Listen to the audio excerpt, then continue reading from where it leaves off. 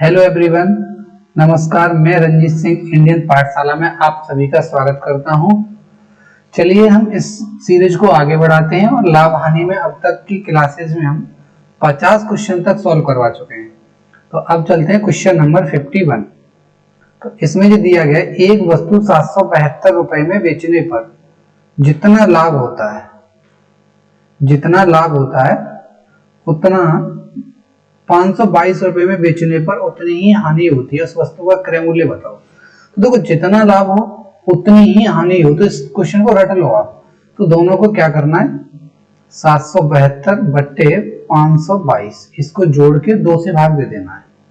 9 और 12 बट्टे 2, 6 4 7, 647, option B.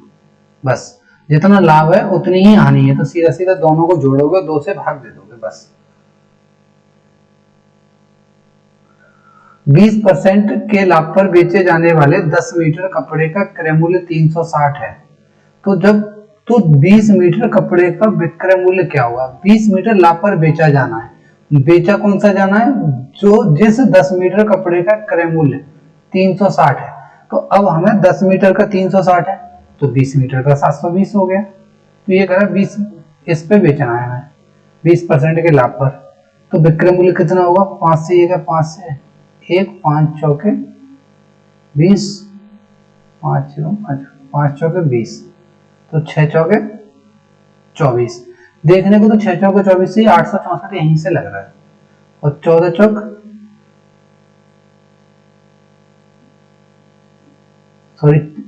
6 चौके 24, 2 और 14 छिक्के 84 और 2 86, 864, यही आंसर है, राइट सी। एक वस्तु को 20% के लाभ पर बेचा जाता है, उस वस्तु को का क्रय मूल्य 25 रुपए बढ़ जाता है और विक्रय मूल्य 90 रुपए बढ़ा दिया जाता है। तो लाभ बिंदु 30% बिंदु से बढ़ जाता है। जो लाभ का हमारा जो बिंदु था, यानी ये कहा गया जो हमारा लाभ था उससे लाभ 30% और बढ़ जाता है। तो देखो, इसको थोड़ा सा ध्यान से करेंगे। तो ये जो दिया है हम लिख लेंगे एक तरफ सीपी और ये एसपी। तो ये 5 वाली वस्तु 6 में बेची जा रही है। अब कह रहा है लाभ हो रही है हमारा 30% बढ़ रहा है। तो पहले लाभ कितना था? 50 हो गया, पहले 20 था और अब ये हो गया 30 बढ़ के 50 हो गया। तो अब हम ये कह सकते हैं कि 2 वाली चीज हमारे 3 में बेची जा रही है। तो इसके लिए ना हम क्या करेंगे, देखो जी इधर जो 25 रुपए हैं यहाँ लिखेंगे 25, और एसपी के नीचे एसपी, यानी ये जो बढ़े हुए पैसे हैं, क्रॉस प्रोडक्ट हम इसमें लगाएंगे बस। 5 दिया 15 और 2 छिक्के 12, 90 दूनी 180 और 25 दिया 75। हम यहां से देखेंगे कि ये जो 15 से यहां तक कितना बढ़ रहा है? 3, 180 है, 90 दूनी 180। तो ये कितना बढ़ रहा है? ये हो गया आपका 105। ठीक, तो ये 3 यूनिट की वैल्यू कितनी है? 105। तो 1 यूनिट की वैल्यू 35। तो 35 हमें सी पे निकालना है, तो हम इस 35 का गुणा यहाँ कर देंगे। 5 पंजे 25 और 35 पंजे 175। अच्छा सवाल है, ध्यान रखना है सवाल को। 175, किसी वस्तु पर 20% का लाभ और 15% की हानि के बेचने पर प्राप्त राशियों का अंतर। तो 20 और 15 35, तो 5950 इंटू 35 इंटू 100। हम क्या करेंगे, ये 7 से जरूर कटना चाहिए। 7 से जा रहा है, 7 पंजे 35, 7 अट्ठे 56, 7 पंजे 35 और 5 से जाएगा 17। तो ये हो गया आपका 17,000। किसी वस्तु का, नेक्स्ट क्वेश्चन इसमें, किसी वस्तु पर 25% और 12% की छूट पर बेचने पर, देखो 25 से और 12 कितना हो गया? 13 हो गया। तो हम क्या करेंगे, अंतर कितना है? 195। तो यहाँ देखो 195 जो दिया गया है वो 13 का है। हमें अंकित मूल्य ज्ञात करना है। 13 एकम 13 और 13 पंजे 65 और 2 जीरो और तो 15 किसी वस्तु को 22.5% के लाभ पर बेचा जाता है, लागत मूल्य तथा विक्रय मूल्य का अनुपात।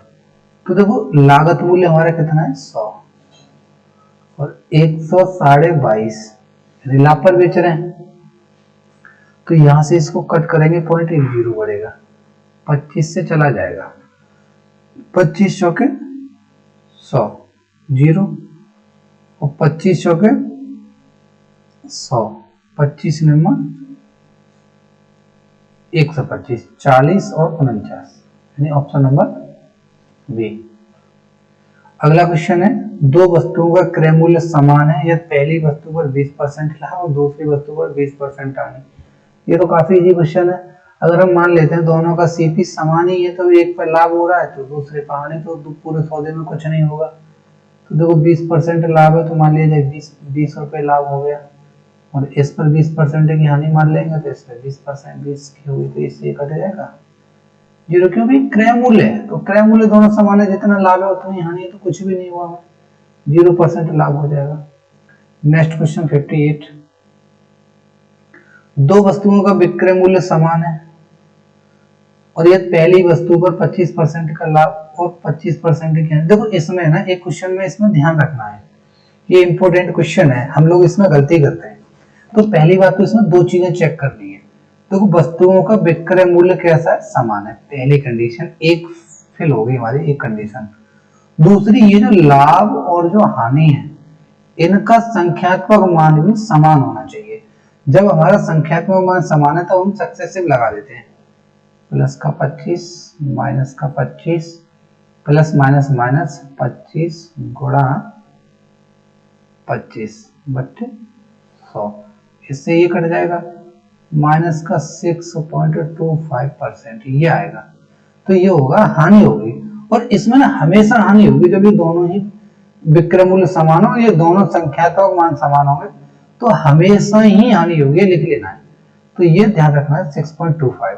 कौन कौन सी कंडीशंस बताई थी, विक्रय मूल्य समान हो, दोनों का संख्यात्मक मान समान हो। अगर यह 25 हुआ या 20 हुआ तब ऐसे नहीं करोगे, तो उसके लिए जब सवाल आएगा तब हम बताएंगे उसमें। नेक्स्ट क्वेश्चन है, दो वस्तुओं का क्रय मूल्य समान है, एक वस्तु 45.5% के लाभ पर, दूसरी वस्तु 15% की हानि पर। देखो दोनों वस्तुओं का क्रय मूल्य समान है, यहाँ पे ये भी ध्यान रखना है कि समान है क्या है, समान क्या है क्रय मूल्य।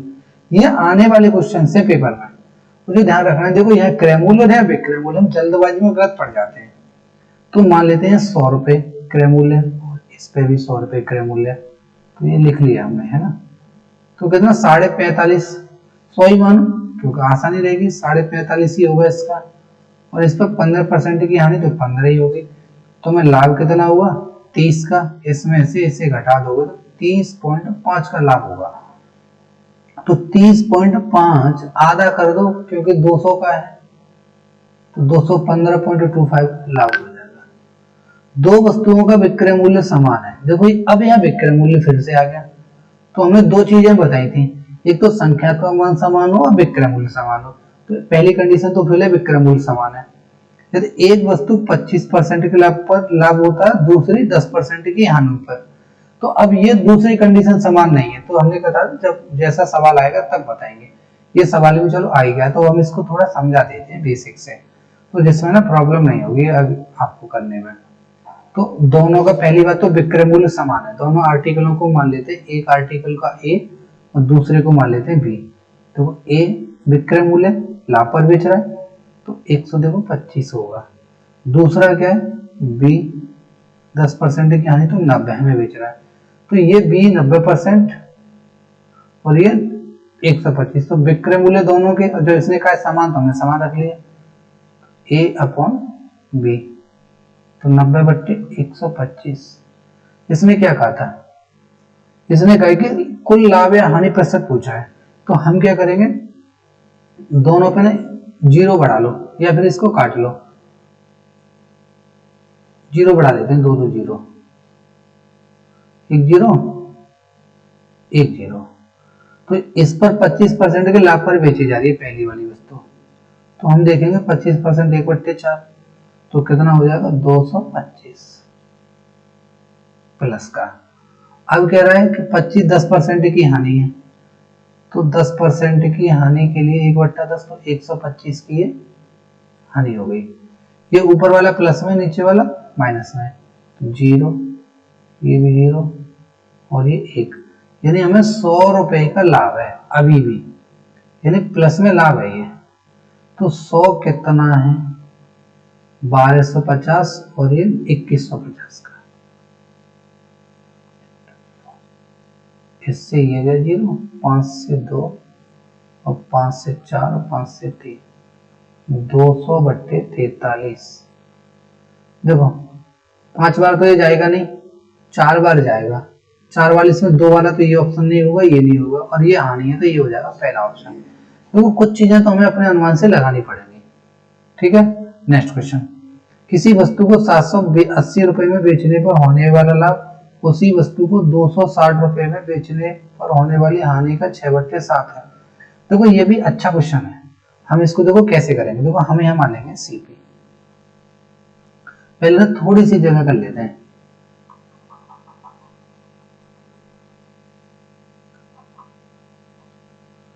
देखो सीपी मान लिया हमने, तो इस वस्तु को 260 में हमने बेचा, एक तो 260 में, और कितने में बेचा है, 780 में। ठीक है, तो यहां पर तो ये लॉस हो रहा है देखो, और ये प्रॉफिट है। ठीक, तो ये जो होने वाला लाभ उसी वस्तु को 260 में बेचने पर होने वाली हानि का 6/7 है, यानी ये 6 है और ये 7 है हानि का। तो का वाला ना हमेशा नीचे होता है, ये ध्यान रखना है। तो अब ये 260 रुपए और इधर कितना 780 रुपए, लेकिन ये यूनिट है, 7 और ये 6 तो यूनिट है, और बाकी के ये दोनों रुपए हैं, ये भी ध्यान रखना है। तो यहां से यहां तक जाने में कितना यूनिट बढ़ा, ये 13 यूनिट, चाहे तो आप x मान लें, कुछ भी मान लें। और ये 260 और ये कितना हुआ 520 रुपए, कितना 520, ये 13 से गया 40 बार, और ये 7 यूनिट का लॉस था। तो हम क्या करें, 40 का कर देंगे तो 280 और जुड़ जाएगा। तो यहाँ 280 और जोड़ दोगे, तो 280 और जोड़ दोगे तो ये आपका कितना होगा, ये 0, 4 और 5, 540 रुपए का क्रय मूल्य हो गया। अब ये कह रहा है कि 20% का लाभ पाने के लिए कितने में बेचा है। देखो 540, इधर ध्यान से देखना, इधर लिखा है मैंने 540 और 20% का लाभ है, तो 6/5 यानी 120/, तो ये आपका होगा 5 से कट ही जाएगा, 5 एकम 5, 0, 5 अट्ठे 40, देखो 8 छक्के 48 और 648। Option number A. ध्यान से देख लेना, अगर वीडियो अगर थोड़ा तेज पड़ा है तो थोड़ा सा बैक करके देख लेना, स्लो करके देख लेना, क्योंकि ज्यादा टाइम हो जाएगा तो मैं थोड़ा जल्दी ही पढ़ाऊंगा। किसी वस्तु पर उसके क्रय मूल्य से 35% अधिक अंकित किया जाता है।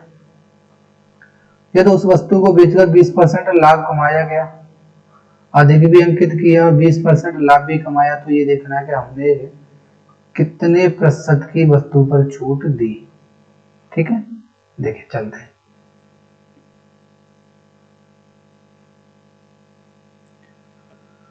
तो ये कह रहा है इसमें 100 वाली वस्तु, 100 रुपए उसका सीपी था, ये